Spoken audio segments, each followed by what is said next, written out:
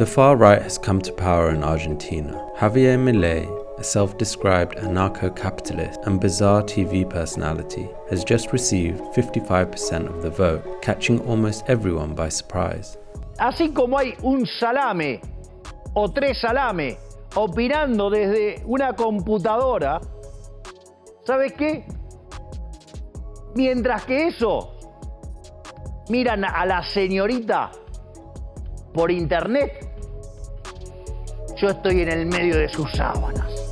With rising poverty and runaway inflation, Argentina has voted for a radical change. And Milei's campaign promises, represented by a chainsaw, are indeed radical. Sweeping privatization and ruthless economic cuts.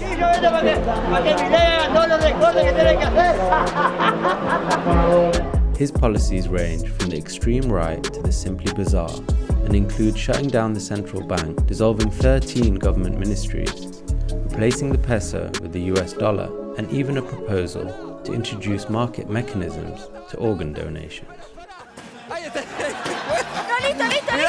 ¡Pará! No le aflojan al gato, entonces la crisis vendrá. But how did such a wild and radical political message bring Milei to power? We met with Ernesto Bohoslavsky, a political analyst who has been studying the far right in Argentina. Una de las grandes diferencias entre estas figuras de extrema derecha en Europa y en Estados Unidos respecto de las latinoamericanas es que en general en Europa están más vinculadas a perspectivas nacionalistas y de protección del mercado interno, de Le Pen en Francia, o pienso en el propio Trump en Estados Unidos, ¿no? Defendiendo la producción nacional respecto de la importación. Ahora, en el caso de América Latina en general están mucho más vinculados a lecturas que favorecen exactamente lo contrario, ¿no? Salidas a favor de la profundización de la desregulación, los mercados lo más libres posible, y abandonan cualquier pretensión de una dimensión autónoma de la vida económica. A ver, a Milei lo votó, en la segunda vuelta lo votó el 55-56% del país. Esos son millones de personas. Las expectativas que hay son no solo múltiples, sino más contradictorias, inevitablemente.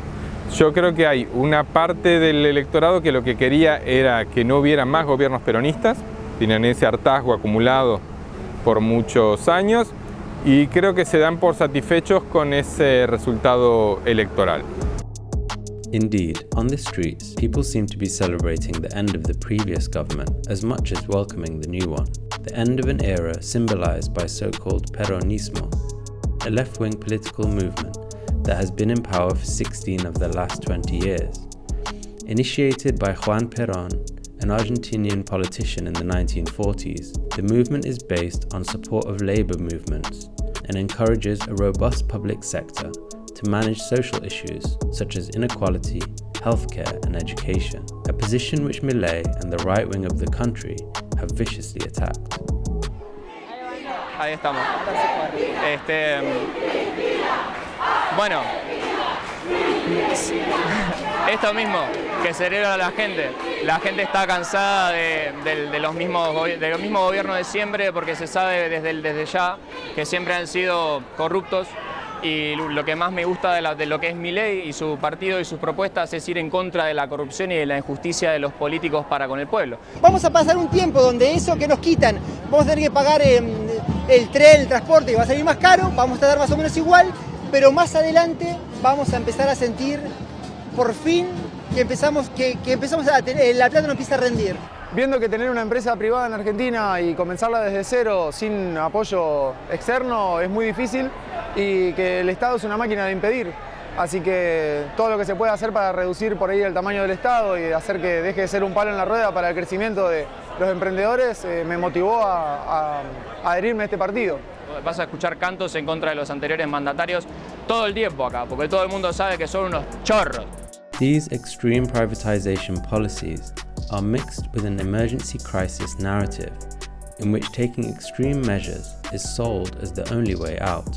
Unos días antes de las elecciones salió una encuesta muy interesante que le preguntaba a las personas a quién va usted a votar y también le preguntaba a qué potencial presidencia usted le tiene miedo, ¿no? Y es muy interesante porque un 12% de los votantes de Milei declararon que le tenían miedo a una presidencia de Milei.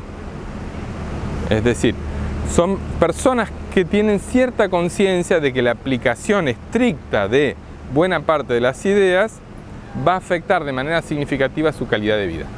¿Sí? Yo creo que una parte de los votantes de Milei optaron por negar lo que se estaba diciendo.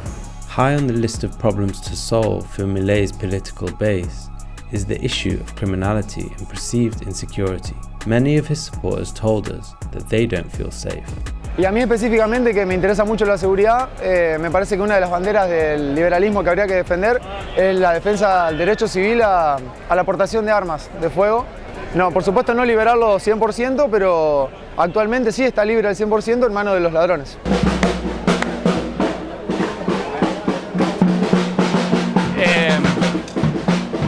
Entonces, emergencia, lo que siento que se tiene que solucionar ya mismo es la seguridad. Nosotros acá, lastimosamente, la política o la justicia defiende al victimario y no a la víctima. Entonces yo creo que hace falta un poco de mano dura del que las hace las paga.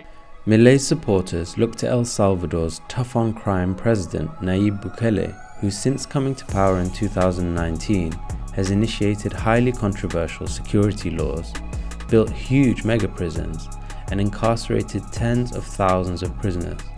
Human Rights Watch has described El Salvador as having systematically committed grave human rights violations, and even the US State Department has published concerns around arbitrary killings, torture, and deadly prison conditions.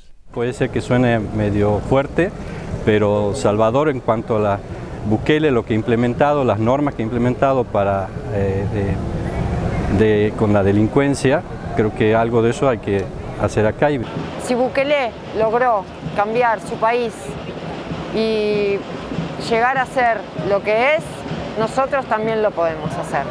Necesitamos simplemente mano dura y principios. Despite the wave of popular support for Milei and his radical policies, almost immediately cracks have begun to appear. 3 days into Milei's new government, the currency devalued by 118%. Inflation exploded with no relief in sight. Though people voted for a radical change in the hope of economic stability, what they may have instead is more uncertainty. On his 10th day in office, Milei signed a mega decree modifying 300 laws to deregulate the economy. Milei stated that if Parliament rejects the decree, he will call for a plebiscite. In response, people are already taking to the streets, even under threat of heavy-handed police repression. And with some general strikes already planned, it seems that the working class is mobilizing.